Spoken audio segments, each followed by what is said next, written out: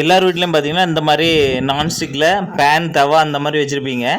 இந்த பேனில் வந்து பார்த்திங்கன்னா என்ன ப்ராப்ளம் அப்படின்னா, இந்த மாதிரி வந்து கோட்டிங் வந்து கொடுத்துருப்பாங்க. அந்த கோட்டிங் வந்து பாலிடெட்ரா ஃப்ளோரோஎத்திலீன் இங்கே கெமிக்கல் வந்து பயன்படுத்தியிருப்பாங்க.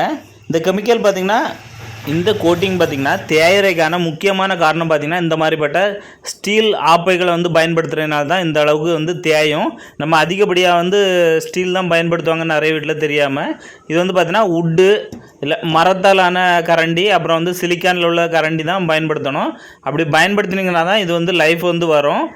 நம்ம ஸ்டீலில் உள்ளது பயன்படுத்தினா வந்து அதில் வந்து உராய்வு தேய்வு ஏற்பட்டு அது வந்து நம்ம சமைக்கக்கூடிய சமையலில் வந்து அது வந்து கலந்து அதைத்தான் வந்து எல்லோரும் சாப்பிட வேண்டிய நிலைமைக்கு வந்துடும். இதனால் வந்து எல்லோரும் பார்த்திங்கன்னா வுட்டு அந்த மாதிரிப்பட்ட இது பயன்படுத்துங்க. கொஞ்சமாக இளஞ்சி தேஞ்சி வந்துட்டு அப்படின்னா அதை வந்து எப்படி க்ளீன் பண்ணுன்னு சொல்லி தான் இந்த வீடியோவில் காமிக்கிறேன். இந்த மாதிரி ஒரு தேய்ப்புத்தாள் எடுத்து இந்த எமரி ஷீட்டு பார்த்திங்கன்னா நிறைய அளவுகளில் இருக்கும்.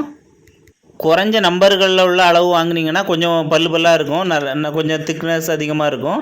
அதனால் வந்து உங்களுக்கு தேய்க்கிறதுக்கு ஈஸியாக இருக்கும். இந்த மாதிரி தேய்க்கும் போது இந்த பாத்திரத்தில் உள்ள கோட்டிங் பார்த்திங்கன்னா இந்த மாதிரி மாவு மாதிரி வந்து வரும்.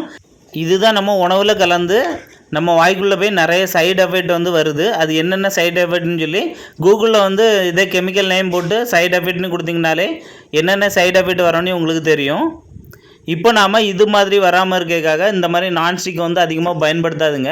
அப்படி நீங்கள் வாங்கி கொஞ்ச நாள்லேயே இந்த மாதிரி ஆகிட்டு அப்படின்னா நிறைய பேர் வந்து தூக்கி தூர போடுவாங்க. அப்படி தூக்கி தூர போடுறதுக்கு எப்படி வந்து ரீயூஸ் பண்ணலான்னு சொல்லி தான் இந்த வீடியோ.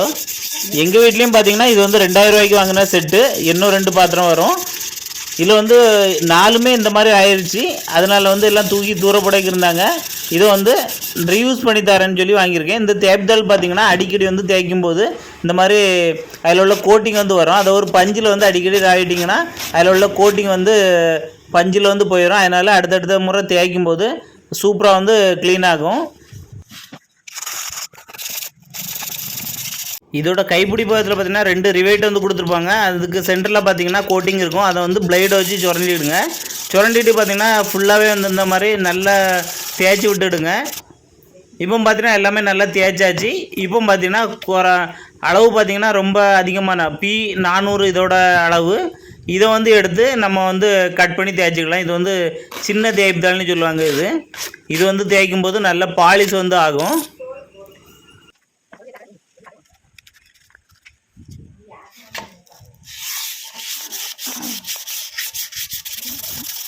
இப்போ நம்ம நல்லா வந்து தேய்ச்சி விட்டாச்சு. இப்போ பார்க்க புதுசு மாதிரி ஆயிடுச்சு. இப்போ வந்து கோட்டிங் எல்லாம் போய் அலுமினிய பாத்திரம் மாதிரி ரெடி ஆயிடுச்சு. இந்த மாதிரி பண்ணால் தான் கெமிக்கல்கள் வந்து நம்ம உணவில் வந்து கலக்காது. இப்போ நாம் இதோட அடிப்பகுதி வந்து எப்படி க்ளீன் பண்ணலான்னு பாருங்கள். இந்த மாதிரி ஏதாவது மிஷின் இருந்துச்சு அப்படின்னா தேய்ப்பு மிஷின் இதை வச்சு தேய்ச்சிக்கலாம். இல்லை அப்படின்னா தேய்ப்பு தாளை வச்சு நீங்கள் பின் சைடில் வந்து தேய்ச்சிக்கலாம். பேக் சைடில் பார்த்தீங்கன்னா அழுக்கு அந்த மாதிரி எல்லாம் நிறைய இருந்துச்சு அப்படின்னா இந்த மாதிரி வந்து தேய்ச்சி எடுத்துருங்க. தேய்ச்சி எடுத்தால் தான் இதில் உள்ள வெப்பம் பார்த்திங்கன்னா சமநிலையாக வந்து பரவும்.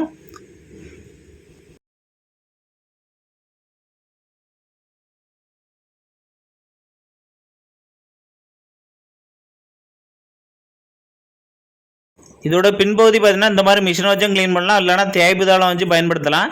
இந்த மிஷின் பார்த்திங்கன்னா ஊரில் வந்து யாராவது 1-2 பேர் கண்டிப்பாக வச்சுருப்பாங்க. அவங்கள்ட்ட கொடுத்தா 10-15 நிமிஷத்துலேயே வந்து எல்லாமே வந்து நீட்டாக வந்து க்ளீன் பண்ணி தந்துடுவாங்க.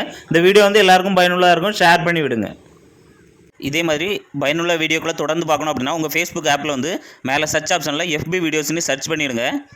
அப்படியே FB வீடியோஸ் பேஜ் வந்து வரும். அதை வந்து கிளிக் பண்ணிங்க அப்படின்னா இந்த மாதிரி வரும். இதில் வந்து ஃபாலோ அப்படின்னு பட்டன் இருக்கும். அந்த ஃபாலோ வந்து கிளிக் பண்ணிடுங்க.